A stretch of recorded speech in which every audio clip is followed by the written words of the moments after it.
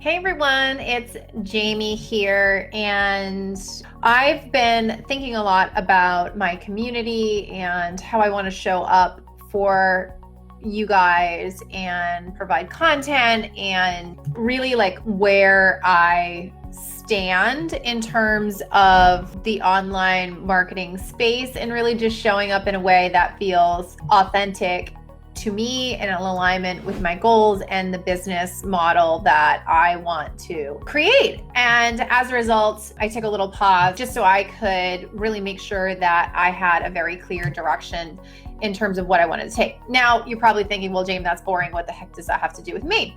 So let me dive into that.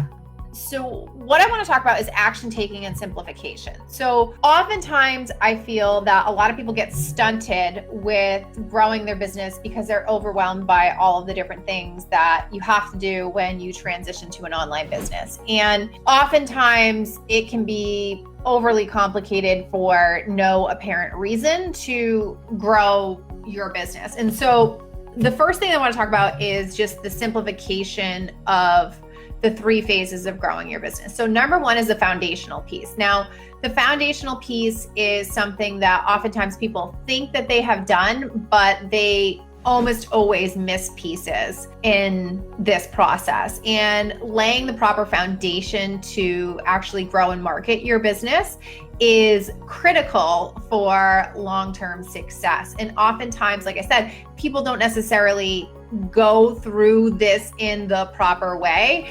And then what happens is they move to marketing their business, and either they didn't create a foundation that was in alignment with their goals, or they didn't have clarity around who they wanted to serve. So they get to the marketing piece and they hate their business. And so for me, I like to really take the time to put the right foundation in place. And so when I think about what the foundation is when it comes to building an online business, that is the lead magnet and the sales page and the nurture sequence and the refinement of the ideal client, the refinement and research of the programs that you want to take and create and make. It's also the understanding of the client journey and where that person is. And it's doing the research, and it's really digging deep and becoming keenly aware of A, the problem that you can solve, B, the problem you know that you can solve for the client, and then C, the problem that the client is aware that they have. And it's funny because that's a really important distinction as you move into the marketing space. So oftentimes we as experts in the field feel as though, or might have a difference of opinion with the problem that we can solve for an ideal client. Ultimately, that just becomes another hurdle that you then have to overcome when it gets a client to move forward in the client journey. And so I share this with you guys because I think that oftentimes we gloss over or think we know better when it comes to that foundational piece. And if you do not have a rock solid foundation, and that's not to say you can't go back to it later on and tweak it. Actually, I encourage you to do that.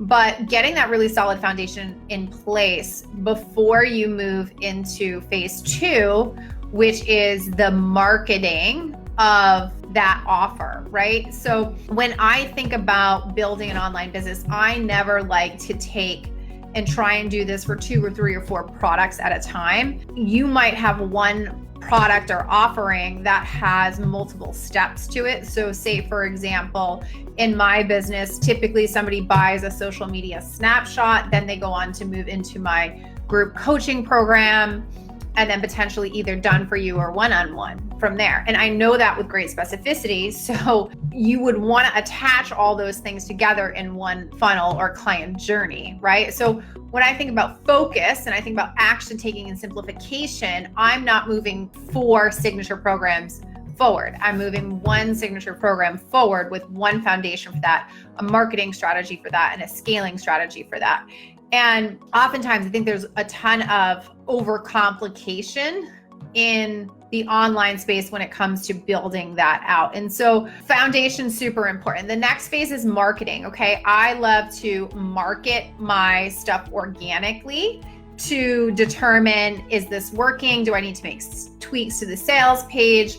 The marketing phase is really when you start to consistently put yourself out there. Perhaps you're doing a launch or rolling out some sort of evergreen strategy, but you're posting consistently, you're creating macro content consistently, you're emailing your list, you're potentially starting to get on podcasts, but it's that consistent sending of traffic to that client journey that you defined in the foundational phase, okay? And then after that, once you get through that, once you've tested that, once you know you have an offer that converts, you would then move into scaling, which is then where you would implement a Dream 100 strategy. You'd start to really focus on expanding upon your existing organic marketing efforts and really working on earned traffic and working on, all that other stuff in terms of scaling that up. And that's kind of the point where you start to add in ads and all that sort of stuff. So I share all that as the basis for taking action and moving forward and keeping things simple. And I think a lot of times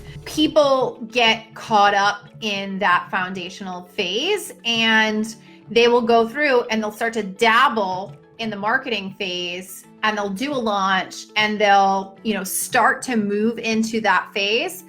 And then they retreat right back into the foundational building of another course or another insert whatever it is there. And it's a huge issue in the online world today. There is no focus for the one product, one offer, one funnel for most people out there, right? And oftentimes I think, some business coaches do want you to stay in that foundational creation phase because they want you to continually have to rely on them in terms of the technology and the strategy and all of that stuff in that creation mode. And twofold, I also think that's a safe place for people to stay, because if you're in that creation mode, you're not putting yourself out there, you're not taking risks, you're not getting visible, okay? And also a huge problem, right? Because if you're not visible and you're not marketing and you're not consistent, then you aren't going to actually grow and scale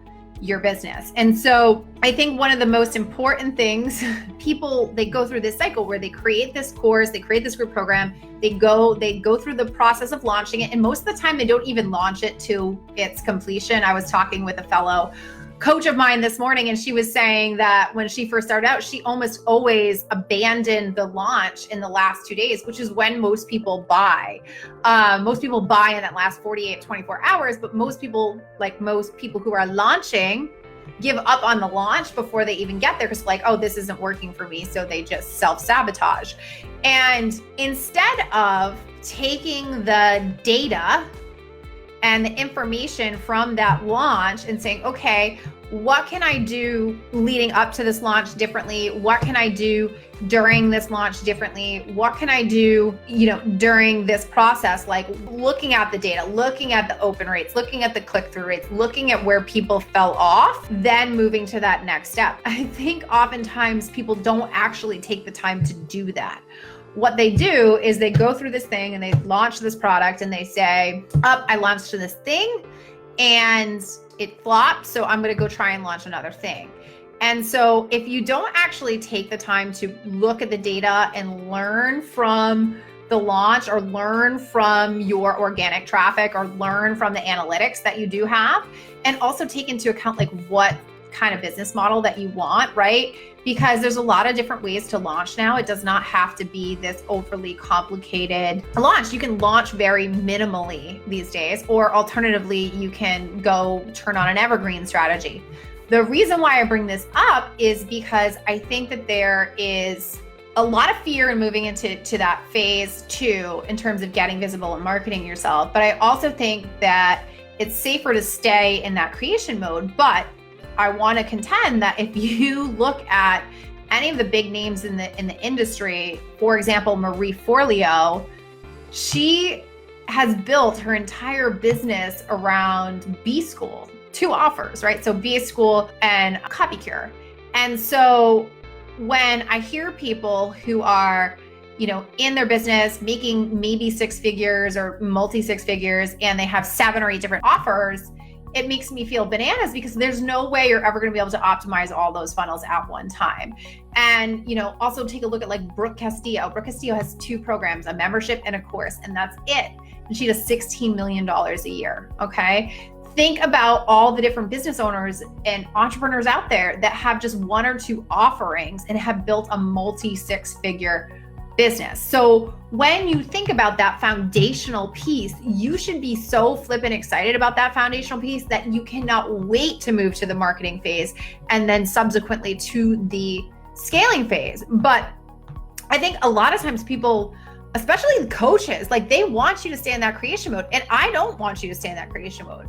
I want you to move to marketing and scaling because that is where the fun happens. That's where you start making money. That's where you start really being able to make a very, very big impact in the world. And ultimately for me, that's what I want to do. I want to be able to impact more entrepreneurs to make more money in less time, right? I want to work less and earn more. Like that is my mantra for the year.